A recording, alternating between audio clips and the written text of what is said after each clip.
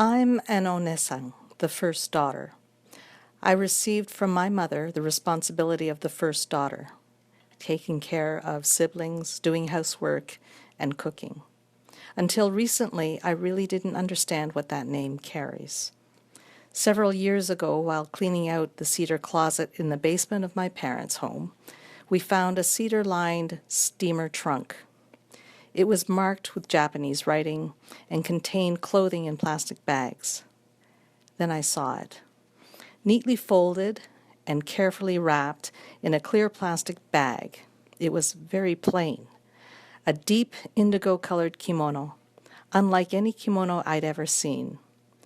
No ornate gold and colored embroidery. Only the bottom was decorated with a floral print and a family crest in 5 places, on each shoulder, back of the neck, and on each sleeve. My father couldn't identify the kimono. It wasn't from his side of the family. It was clearly old and had been carefully stored, something my mother would have done. One of my aunts remembered that my grandmother had kept a kimono like that. My grandmother came to Canada as a young, well-educated woman from a respected family. She brought some heirlooms with her from Japan, but most were lost or left behind during the evacuation to the ghost towns during World War II. I learned from another aunt about an old matriarchal tradition of passing on the mother's crest to the first daughter.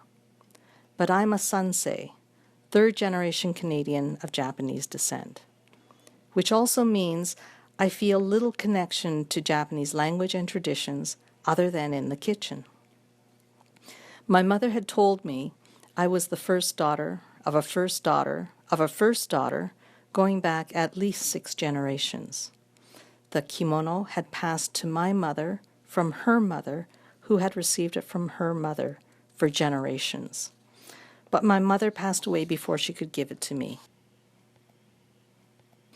I learned that the interesting crest had belonged to a powerful old samurai family, a former daimyo family in Hokkaido. The trail ended and I couldn't find any more information. My grandmother could never speak English and I couldn't speak Japanese. We communicated only through my parents, aunts, or uncles. When I look at the kimono, I regret the lost opportunity to know my heritage from my mother and my grandmother. But now I understand the responsibility I have to pass on what I know about our family history and cultural traditions from my oldest daughter to oldest daughter.